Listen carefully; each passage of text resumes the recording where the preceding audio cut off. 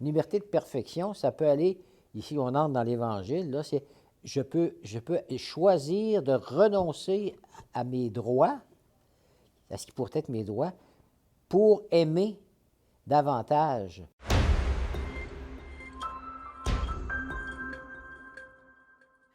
Alors, bonjour et bienvenue à ce 12e balado de Ondes de choc.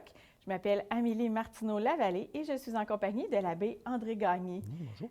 Bonjour l'abbé André, Bonjour, Amélie. ça va bien? Oui, Oui? je crois. OK, parfait. Alors, le thème de l'émission aujourd'hui, c'est la liberté selon l'Évangile. Ouais.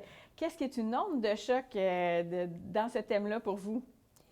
J'allais presque te dire que ça va quasiment de soi par les temps qui courent. Il y a beaucoup question de liberté et de lutte, des fois, que des personnes ont entreprise pour manifester, des fois, le désir d'une liberté plus grande. Bien sûr, on en vient à se poser la question.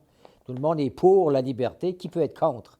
Alors, maintenant, qu'est-ce qu'on veut dire quand on parle de liberté? Alors, c'est une onde de choc, je dirais, parce que d'abord, ça répond à une question qu'une personne nous a adressée OK. suite à un de nos balados, là. Alors, donc, ça veut dire qu'on les a vus, les questions, et puis il était question de la liberté, puis la personne est une personne de foi, alors elle faisait un lien entre la liberté et l'Évangile et essayait de comprendre les attitudes, par exemple, même les choix que l'Église a faits, l'Église chez nous, je pense un peu partout à travers le monde, à un moment donné, de suivre ce que les gouvernements ont dit par rapport à des restrictions. Alors là, est-ce que la question de fond qui se pose, c'est que l'onde de choc, c'est toujours approfondir quelque chose. Tu sais, on peut dire, oui, oui, on est pour la liberté, mais qu'est-ce qu'on veut dire quand on dit qu'on est pour la liberté? Alors, ce qui nous amène à nous poser la question qui est vieille comme l'humanité quasiment, qu'est-ce que la liberté? Qu'est-ce qu'être libre? Alors, avec ce que les gouvernements, les décisions que les gouvernements ont prises en rapport avec la COVID, donc il y a des restrictions de la liberté des gens. Maintenant, est-ce que c'est irrecevable dès le moment où il y aurait une espèce d'interdiction quelconque ou d'obligation de suivre telle voie plutôt que telle autre? Est-ce que c'est abusif? C'est quasiment le genre de choses auxquelles on peut être confronté aujourd'hui quand on parle de liberté. Des fois, on entend ma liberté s'arrête où celle des autres Oui, commence. oui, Est-ce oui. que c'est une piste de réponse qui est acceptable? Bien, parce qu'il y a des gens qui n'acceptent pas que ce qui est contraire à ce qu'ils pensent fasse partie de la liberté des autres. Pour eux autres, c'est carrément une erreur que des gens commettent, une erreur de jugement, bon, etc.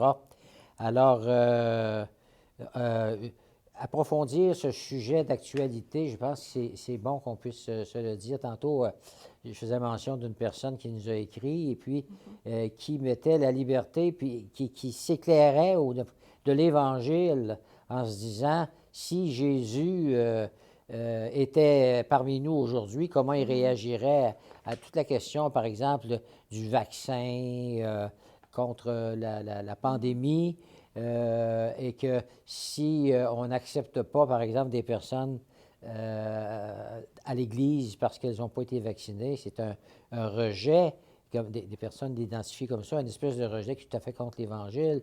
Jésus nous dit qu'il faut être accueillant pour tout le monde. En un sens, oui, mais si on était devant un caprice d'un gouvernement dans une décision comme celle-là, là, entre autres, si on passe à exiger le passeport sanitaire, là, bien, on pourrait se questionner. Mais là, il faut voir quelles sont les intentions, parce qu'on peut se prêter mutuellement, selon qu'on est dans un camp ou l'autre, des intentions qui sont peut-être pas conformes à la véritable intention. On pourrait peut-être se dire, ce serait dans l'ordre des moyens. Bon, d'accord, l'intention est bonne, mais il me semble que le moyen aurait pu être différent. Ça, on peut se questionner de cette façon-là, mais non pas profiter de la liberté pour s'opposer les uns aux autres. Par exemple, je pensais à Jésus par rapport aux lépreux de son temps. Il a manifesté beaucoup de miséricorde, de pitié à l'égard des lépreux. Il en a guéri quelques-uns, mais Jésus n'a pas dit aux lépreux, puisque c'était une maladie qui se transmettait, qu'il n'y avait aucun remède. Alors, Jésus n'a pas dit, allez-vous-en en ville, allez vous promener parmi les gens, vous n'êtes pas rejetés. Donc, il n'a pas dit ça. Il ne pouvait pas dire ça. Parce qu'effectivement, la maladie était contagieuse.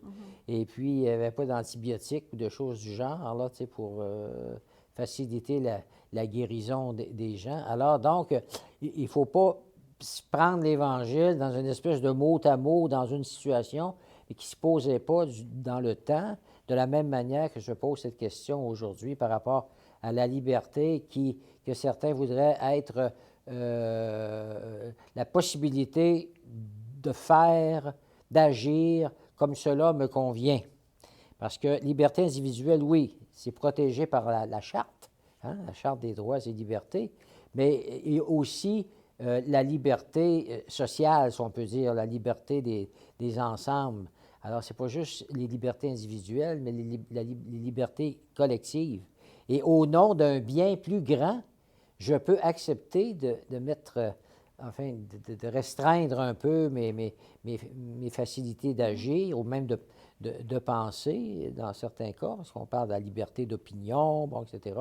Mais je peux choisir de m'en remettre à ce qui va être meilleur pour l'ensemble, parce que je bénéficie d'une société, d'avoir la liberté, là, comme on pourrait l'imaginer, totale, aucune frustration qui pourrait être, ça, à mon avis, ça ne se peut pas. Déjà, quand on est venu au monde, c'est pas une décision libre de notre part de venir au monde. Les d'autres, ils ont décidé pour nous. À la rigueur, on pourrait garder cette liberté de renoncer à la vie. Il y a des personnes qui le font, mais habituellement, c'est dans une situation où les choses ne vont pas bien. Puis ils ont bien vécu entre les deux. Oui, c'est ça. Oui. Alors, et puis, je ne peux pas vivre sans avoir besoin de manger. J'ai pensé, en y réfléchissant encore pour ce balado que nous faisons, là, à le loup et le chien de La Fontaine. Alors, le loup qui voit le chien qui porte un collier lui dit, bien, c'est ça, toi, ta vie, là? Tu penses que c'est supérieur? Moi, j'aime encore mieux être libre, courir à droite et à gauche où je veux, sans être obligé de suivre un maître. Bon, alors, mais, à un moment donné, les animaux, quand on les adopte, qu'on les met sur des fermes ou encore qu'ils deviennent des animaux de compagnie, oui, on restreint leur liberté, mais des fois, elles en bénéficient, ces animaux-là, c'est-à-dire, en bénéficient parce qu'ils ont de la nourriture, et souvent, ils sont protégés quand ils sont avec les hommes, les femmes, ils sont protégés contre les prédateurs. Alors, il y a, même les chevaux, on dit, ils ne vivraient pas aussi vieux s'ils étaient laissés totalement à eux-mêmes parce qu'ils seraient poursuivis d'une manière ou d'une autre. Alors, donc, il y a un bienfait qui est, par exemple, la vie en société. Moi, je ne peux pas décider que je passe sur une lumière rouge dans les feux de circulation. Et je l'accepte parce que je comprends que c'est pour la sécurité de tous. Je peux bien vouloir ma propre sécurité, mais il ne faut pas que ça tombe contre moi. Parce que s'il y aurait un danger pour moi de décider que je passe sur il n'y a pas juste un danger pour vous, il me semble qu'il y a un danger pour les autres Absolument. aussi. Il y a quelque chose de l'ordre, souvent on parle du bien commun, le bien de tous. Oui. Fait que si on vit en société, c'est parce qu'on a besoin de certaines règles pour pouvoir être ensemble, pour pouvoir bien vivre ensemble. Ouais. Vous avez abordé tantôt tout le sujet là, un peu de la gouvernance. Enfin, la liberté, on sent vraiment que c'est un sujet dont c'est pas nécessairement facile de faire la part des choses. Il y a des gouvernements qui sont plus peut-être coercitifs dans leur façon, dans certains pays du monde, là, évidemment, ou des endroits où on cherche plus à contrôler. Mais est-ce qu'à ce moment-là, comment est-ce qu'on peut définir une bonne démocratie pour que les gens puissent vivre dans une certaine liberté? Ou une liberté certaine? Oui, c'est ça. Bien, d'abord, si on parle d'une vraie démocratie, ça veut dire que les gens eux-mêmes qui vivent dans une région quelconque, un pays, c'est eux qui vont faire le choix des personnes qui vont les diriger en allant voter, en allant exprimer qu'est-ce qu'ils souhaitent, dans la mesure où les personnes qui veulent diriger un pays présentent un programme dont on va juger que les décisions qu'on s'apprête à prendre vont être vraiment dans le sens du mieux-être et non pas de restriction. Hein, parce que, oh bien non, c'est l'armée.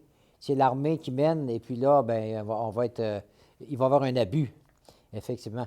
Soi-disant, pour protéger les gens, on peut les protéger de façon abusive, comme des parents pourraient protéger leurs enfants de façon abusive, en les empêchant de sortir, d'avoir des contacts avec d'autres personnes. Il y a des gens qui réagissent comme ça.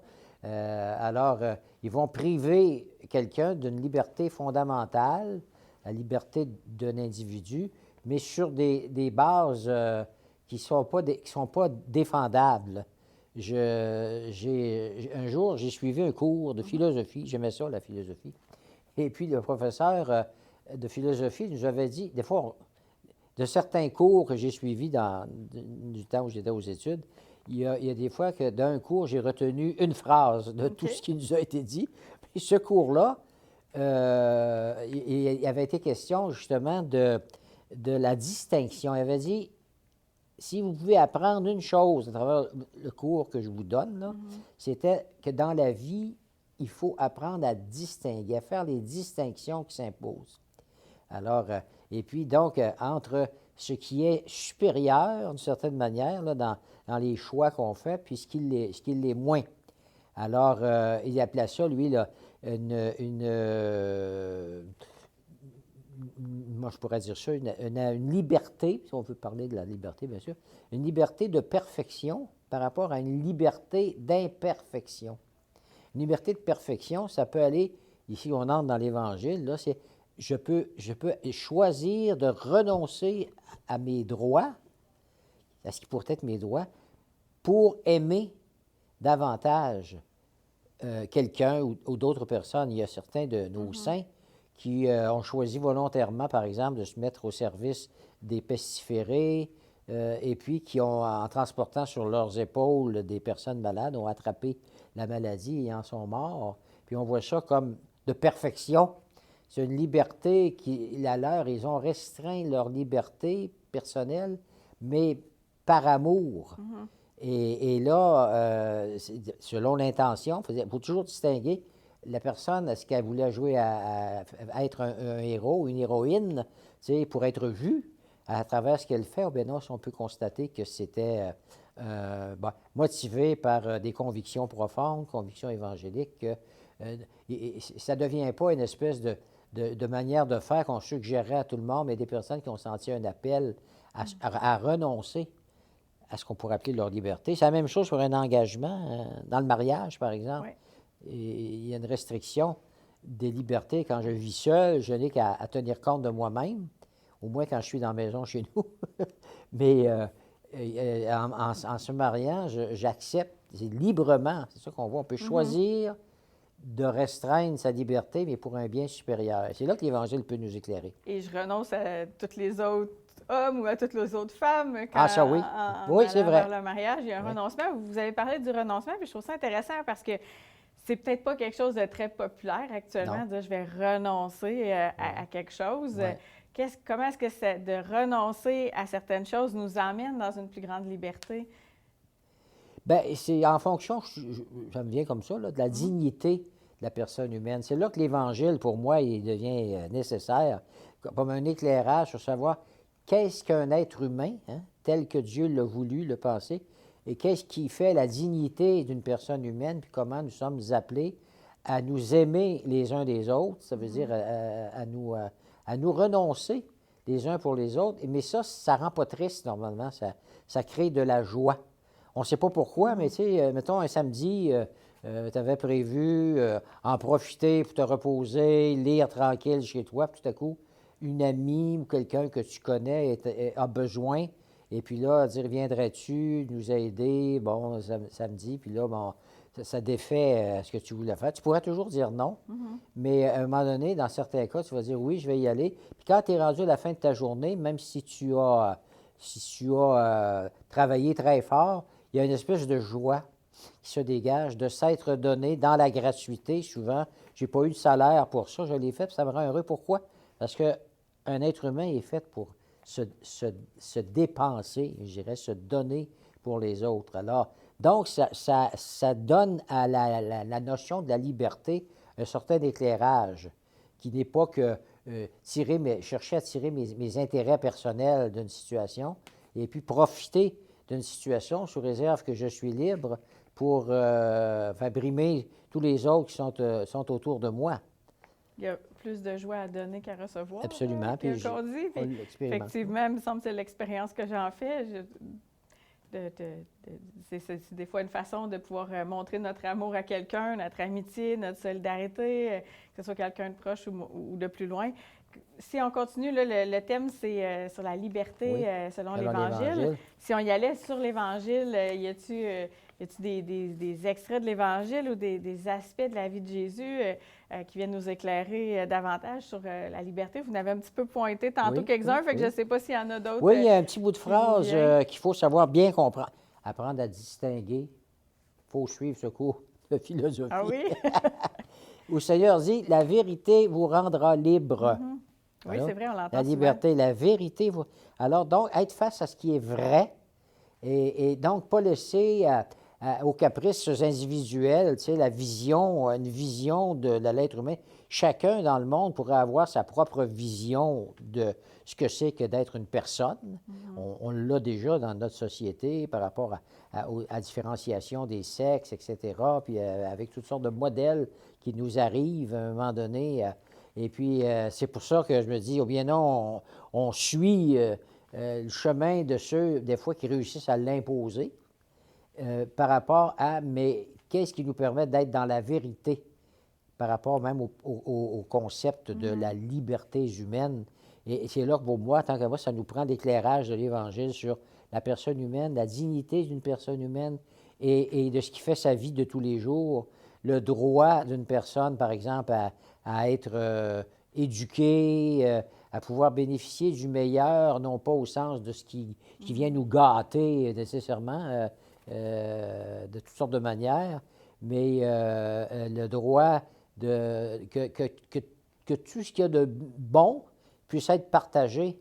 Et puis, quand on regarde aujourd'hui encore, même les pays qu'on appelle un peu en voie de développement, même pays pauvres par rapport aux pays riches, il y a beaucoup de reproches à faire aux pays riches. Le pape Jean-Paul II, quand il était venu au Canada, là, en 1984, je crois, là, avait parlé fort à un moment donné. Là, ça n'avait jamais entendu Jean-Paul II aller aussi fort que justement par rapport à nos systèmes politiques là, qui deviennent, moi je ferais ça, là, le pire c'est que c'était un mot anglais qui me venait, mais tu sais, vouloir profiter d'une certaine manière, vider les océans s'il le faut pour mon profit personnel, comme on l'a presque fait à un moment donné, ça, en train de faire disparaître des créatures qui sont là parce qu'on est obnubilé par le profit pour le profit. Alors, le néo-capitalisme, tu sais, bon, alors le pape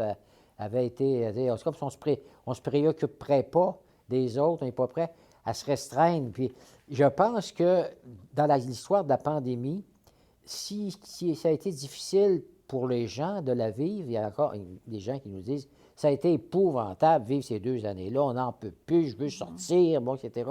Oui, il y a des choses qui sont à comprendre là-dedans, mais encore une fois, si on se trouvait devant un gouvernement qu'on pourrait juger abusif, on pourrait dire il faut que ça finisse, bon, il faut changer notre régime politique s'il le faut, mais allons voir à soi quelles sont les intentions, puis distinguer entre les intentions puis les moyens qui ont été pris, ou on peut questionner les moyens s'il le faut, mais comment faire pour apprendre à vivre avec les frustrations, avec nos propres frustrations. Parfois, c'est des frustrations qui viennent de notre enfance, la manière dont on a été éduqué dans notre famille. On a tous des bouts de notre vie qui nous font dire « Ah, ça n'a pas été de telle décision de mes parents, de telle phrase. Ouais, » Des fois, c'est nos décisions à nous autres aussi. Peut-être. On va se le dire. Oui, il faut être capable de le voir. C'est pas juste notre famille, nos parents. Il faut apprendre à distinguer. C'est ça. Mais ça m'amène une autre question. Comment faire justement pour distinguer, discerner? On parlait de que la vérité vous rendra libre. Oui. C'est vrai que c'est une phrase de l'Évangile qu'on nous ressort facilement. Mais comment discerner la vérité Oui, c'est ça. Comment discerner la vérité, ce qui est vrai, ce qui est bon dans le quotidien, pour que vraiment on puisse accéder à cette liberté-là? Ben, je reviens à. C'est pas un dada pour moi, c'est une conviction profonde. Plus je vieillis, plus je suis heureux de ce que l'Évangile m'a apporté dans la vie. Je le découvre. Même en enseignant à un moment donné, j'en faisais de l'enseignement de la catéchèse dans le temps, là. Et puis, il y a des choses que j'ai comprises par rapport à l'Évangile que j'avais jamais, pourtant j'étais rendu dans la trentaine, mais que j'avais jamais vraiment saisi tout ce que ça pouvait vouloir dire justement, ce que l'Évangile nous apporte, qui est fondamentalement une vision, la vérité. Je suis le chemin, la vérité et la vie. Seigneur nous dit, je ne vous dis pas des vérités, je suis la vérité. Alors, parce que c'est en sa personne même que Jésus est vérité pour nous-mêmes, pour l'être humain comme créature de Dieu, quelle était l'intention de Dieu quand il nous a créés, et qui nous permet de savoir qu'est-ce qui va rendre une personne humaine vraiment heureuse. Et je suis convaincu que si on n'a plus l'Évangile, bien là, on devient influencé, on peut être facilement influencé par toutes sortes de visions, puis là, qu'on peut suivre en se disant, mais là, après quelques années, je me suis embarqué d'une affaire sans prévoir toutes les conséquences, sans réfléchir en profondeur. Ça fait partie de l'intention de notre émission, nous-mêmes, aller plus profondément encore que partir d'un événement, de ce qui se passe autour de nous, mais approfondir. Qu'est-ce que ça veut dire pour nous, comme là, la question de la liberté, parce que plusieurs en parlent, pour justifier, bon, j'ai droit à ma liberté, j'ai le droit à mon corps m'appartient, bon, etc. Alors, mais là, ça mérite, justement, d'apprendre à distinguer, et puis qu'on arrive avec qu'est-ce qui est plus profondément là, valable, et puis ensuite, moi, je suis convaincu que l'Évangile a tout ce qu'il faut pour nous éclairer du côté de la vérité, et donc, comme on le disait tantôt, qui nous permet de croire que quand on se donne, qu'on s'oublie, pas quand on est esclave là, des autres, là, mais quand on se donne ou qu'on oublie que c'est un chemin d'épanouissement de soi pour une personne. Et puis, donc, apprendre aux jeunes, par exemple, durant la pandémie, si on veut apporter un regard de foi sur quelque chose qui nous est arrivé, puis qu'on n'a pas choisi, puis qui est un mal en soi, le mal, il faut lutter contre le mal, mais comment apprendre à ne pas se laisser décourager par quelque chose, mais apprendre à vivre avec au meilleur possible, là, tout en luttant contre ce qui est la maladie, etc. Mais si on n'a plus ça, plusieurs sont tombés dans un grand découragement parce qu'ils n'ont plus de sens à la croix, à un moment donné, que librement on peut accepter de porter en disant, bien là, on ne peut pas faire plus pour le moment. Je pourrais m'en désoler au point de m'en rendre absolument malheureux ou malheureuse, ou bien non, je choisis de tirer le meilleur de la situation. Ça, c'est un vrai exercice de la liberté humaine. J'en suis convaincu parce que le christianisme est un humanisme. Alors, je le dis souvent, oui. Mais c'est une petite phrase, mais qui veut tout dire. C'est proche de l'aujourd'hui, du quotidien. Ça n'a rien à voir avec les critiques qu'on a faites à certaines époques dans l'histoire, par exemple, là, où on pensait que la religion en général à laquelle on associait le christianisme, c'est une espèce d'évasion de la réalité. On se fait croire qu'un Dieu est là, puis qui est bon, puis qui va tout régler finalement, puis ça nous permet d'endurer une situation, là, alors que on n'a pas compris ce que c'est que l'incarnation, la venue dans notre chair du Fils de Dieu lui-même, pour comprendre quelle est la dignité humaine, la dignité du travail, même le sens de la souffrance. Sinon, on résiste plus. Hein? On se décourage, on se fâche, puis alors parce qu'on ne trouve pas de sens. Au non-sens, à ce qui nous apparaît être un non-sens. Ouais. Ouais. Vous parliez d'endurer. Oui. Ce qui me venait, c'est Saint Paul, l'amour prend patience, l'amour endure tout. Oui. Comment est-ce qu'on peut mettre en parallèle la vision chrétienne de l'amour, peut-être, avec la liberté? C'est drôle, hein? Parce que c'est un texte que les couples dont on préside les mariages, là, ça m'est arrivé, bien sûr, souvent, parmi un ensemble de textes liturgiques, bibliques qu'on leur propose pour leur célébration du mariage, 9 sur 10, au moins si ce n'est pas plus que 9 points quelque chose, là, choisissent ce texte-là, 1 Corinthiens 13. Il est magnifique. L'amour prend patience, l'amour rend service, ne jalouse pas, exact. ne cherche pas son intérêt.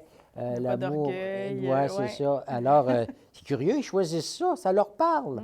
Alors, il y en a, vous choisissez, des fois, je leur disais, prenez-vous conscience que vous choisissez la voie la plus exigeante de l'amour en suivant le Christ, en décidant. C'est pas rien qu'une cérémonie, là.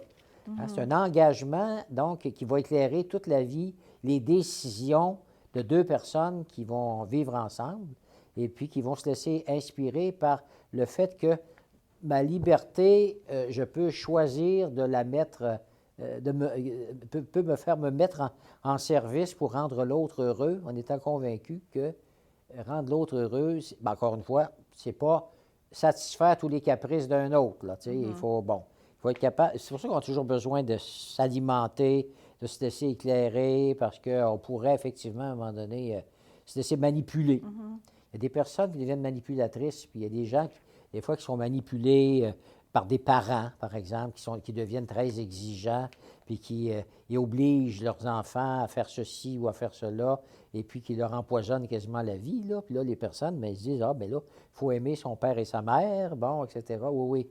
Puis les aimer, des fois, c'est de dire, je ne peux pas tout faire à votre place parce que ce ne sera pas vous aimer, en parlant de nos parents. Si je vous empêchais de prendre vos responsabilités, puis de ne pas devenir dépendant alors que vous pourriez, parce que là, on peut se rendre dépendant par choix aussi, laisser les autres comme régler les choses qu'on pourrait faire par nous-mêmes. Alors, donc, l'Évangile, c'est pas juste je lis une phrase, là, ça y est, c'est marqué ici, là, tu sais, oui, mais comprendre aussi que c'est pas Seigneur ne nous dit pas tout dans une seule phrase. Alors, ailleurs, dans d'autres textes, dans des attitudes de Jésus, je peux comprendre que les choses, je vais aller voir, encore une fois, en sachant distinguer comment ça se présente, quels sont les éléments qui sont en cause. Mais c'est un beau défi. C'est un beau défi que de vivre l'Évangile. À mon avis, c'est le meilleur qui soit. Petite dernière chose qui me vient, là, des fois, on peut être tenté d'interpréter l'Évangile pour que ça fitte avec ce qu'on voudrait. Oui. On l'instrumentalise à ce moment-là. Comment on fait pour découvrir davantage, je dirais, l'esprit en arrière de la lettre, comme l'expression le dit, ou simplement comment apprendre à se dire qu'est-ce que ferait Jésus, mais pour savoir qu'est-ce que ferait Jésus, il faut que je connaisse Jésus peut-être, et davantage l'Évangile, mais comment faire pour pas justement utiliser, on parlait tantôt, la vérité vous rendre libre, tu sais, on peut mettre ça à toutes les sauces facilement et faire dire à ça à peu près n'importe quoi si on ne fait pas attention. Il y a des gens qui, consciemment ou inconsciemment, ont cette tendance-là. Comment remédier à ça? Bien, moi, je pense que ce qui est important, là, c'est l'Église. Parce que c'est beau l'Évangile, chacun peut avoir une Bible dans sa main et puis y aller d'interprétation. On peut, si on pense à la Bible puis qu'on pense justement à tirer des phrases ici et là dans l'Ancien Testament, on peut quasiment tout trouver pour faire des meurtres. En se disant, c'est écrit dans la Bible, bon, etc. Donc, il y a un éclairage qui a été donné par le Seigneur, qu'il a voulu pour l'Église, à travers l'agir de l'Esprit Saint et les différents ministères, les différents services qu'on est appelé à rendre dans l'Église, là, et puis qui nous permettent d'avoir des balises à un moment donné, qui nous empêchent de déraper. Moi, j'y crois aussi, là, tu sais, que l'Église, à travers ceux qui ont mission de l'orienter, j'aime mieux parler d'orienter que de diriger, là, comme sont les gens, mais il y a des orientations qui sont données qui nous permettent d'être plus sûrs. Et d'autre part, une chose qui n'est pas facile dans l'ordre de la foi à accepter, c'est la liberté de Dieu. Et des fois qu'on frappe quelque chose, on n'a pas d'explication, puis on se dit, mais comment ça se fait que telle chose est arrivée? Et puis ça arrive souvent des fois dans des morts qui ont été pénibles à vivre ou des personnes, dire, pourquoi Dieu a-t-il permis, à ce moment-là où Dieu n'existe pas, parce que ça n'a pas de sens ce qu'il a fait à ma vision, selon ma vision des choses, je pourrais faire ça. C'est ça que Job dans l'Ancien Testament, a quasiment en fait, à un moment donné, reprochait à Dieu comment ça se fait que ce qui m'arrive, là, tu sais, ça ne s'explique pas, puis ça se peut pas, puis je ne suis pas puni pour ce que j'ai fait de mal. J'ai rien fait de mal. Et puis on pourrait penser. Et Dieu lui dit, Dieu aime dialoguer, puis en même temps, le Seigneur lui dit, fais-moi confiance, parce que tu as des raisons d'avoir confiance en moi. Alors il lui montre la nature, tout ce qui est là, la beauté de ce qui entoure, puis il disait, comme puis on arrivait facilement à penser que le Dieu qui a créé ce monde est un Dieu intelligent et que tout ce qu'il y a de meilleur chez l'être humain peut provenir de Dieu, la bonté, la délicatesse, la tendresse. Alors, accepter que Dieu est libre, puis que moi, je puisse dire à Dieu, tu ne me dois rien. Il choisit de me donner le meilleur, je le crois. Mais ce ne peut pas être nécessairement le meilleur dans ma situation d'aujourd'hui. Je peux être dans une situation où je suis très mal pris, puis j'ai beau demander à Dieu de m'aider, puis j'ai l'impression qu'il ne répond pas. Alors, accepter que la liberté de Dieu n'est pas une liberté, d'autre part, de vengeance de sa part. Ou de contrainte. Oui, ou ça, de faire endurer pour me faire endurer. Mais il y a une liberté chez lui, mais en même temps dans un aller-vers, une ligne vers laquelle il veut conduire l'humanité, puis encore une fois, qu'il nous a dit dans le Christ ce qu'il souhaitait pour nous, ce qu'il veut pour nous, et librement nous sommes appelés à dire oui, j'accepte de suivre, même si ça va être un chemin exigeant, mais c'est le meilleur. Quand j'étais plus jeune, à peu près peut-être de l'âge du cégep, à un moment donné, je commençais à m'intéresser plus à Dieu, à la religion catholique, chrétienne, puis je me disais, si Dieu est tout-puissant, Dieu pourrait m'obliger à l'aimer, tu sais, pourrait m'obliger à croire en lui en quelque part. Ouais. Puis là, c'est là où je m'étais dit, Dieu me laisse libre dans ça. Ça, c'est vraiment aimer de pouvoir laisser libre quelqu'un à ce point-là. Et de faire confiance, ça m'avait vraiment marqué là, de me dire, oh wow, cet amour-là est si grand qu'il prend le risque. Quelque part, j'appelais ça le risque de Dieu. C'est vrai. Peut-être que ça existe dans des livres, mais en tout cas, moi, dans ma tête, je disais, c'est le risque de Dieu. Il prend le risque de me laisser libre pour que je fasse un choix de dire, oui, je t'aime Seigneur, je te veux dans ma vie, ou non, ça ne m'intéresse pas, c'est pas important. Bon, fait que c'est vraiment, pour moi, à partir de ce moment-là, je me disais, liberté, amour réel et vrai. Et on pourrait trouver à la rigueur des raisons pour ne pas croire.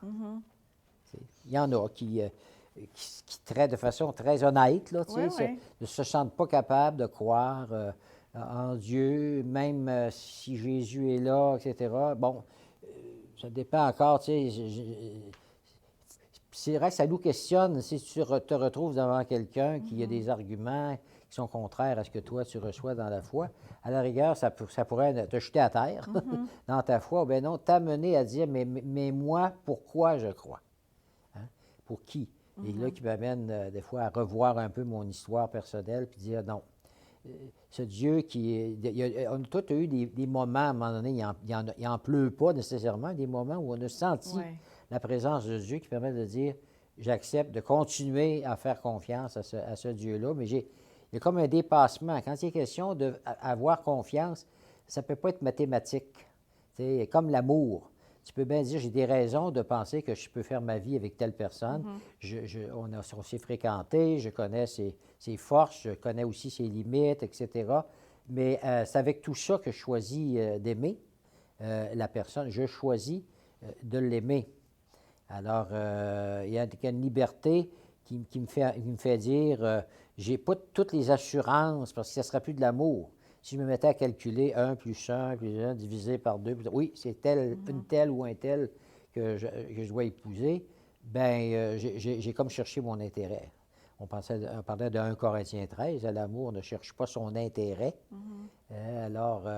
Donc, oui, c'est un combat. C'est un combat, puis on ne peut jamais dire, ça y est, c'est réglé pour tout le restant de mes jours. Je peux être un certain temps assez tranquille, tout à coup, quelque chose se produit, puis là, ça vient tout questionner. Oui. Mais moi, je pense que c'est bon. Le doute à l'occasion de se remettre en question est toujours une voie qui, en tout cas, personnellement, m'a fait grandir. Ouais. Ce qui me venait en vous écoutant, c'était une homélie mais de Monseigneur Ouellette à l'époque, puis dedans, je pense qu'il citait quelqu'un, puis il avait dit « Je sais que Dieu existe ». Parce que j'ai eu des preuves ou j'ai eu des signes dans ma vie où je me suis dit, ouais, je pense que vraiment Dieu existe. Je sais que Dieu existe et je crois qu'il est amour. Je crois que la vision chrétienne qui est présentée, qui présente Dieu est celle qui est la meilleure, en tout cas, qui, moi, m'apporte le plus, qui m'éclaire le plus dans ma vie. Fait que je trouve que c'est magnifique comme...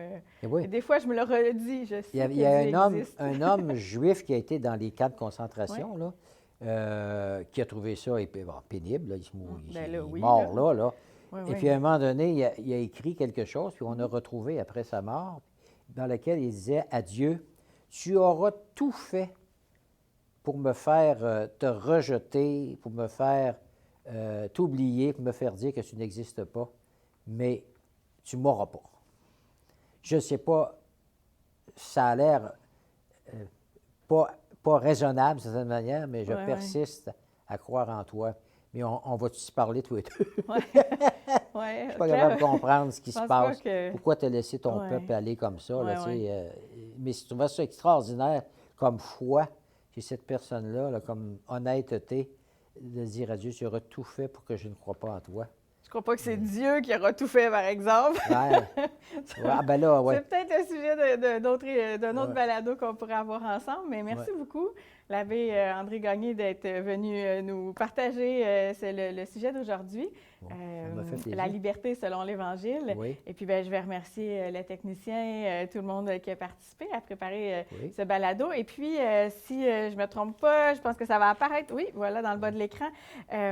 Et puis, si vous avez des questions, aujourd'hui, le sujet est venu d'une des questions. Alors, même chose, si vous avez des questions, vous pouvez nous écrire à vocation avec un S à commercial ecdq.org. Puis, nous, on se dit à la prochaine et puis on se verra bientôt pour un autre balado. Merci Amélie, puis merci à tous nos auditeurs ou même, c'est pas juste des auditeurs, des fois il y a l'image aussi avec. Là. À la prochaine. Merci. Bonjour.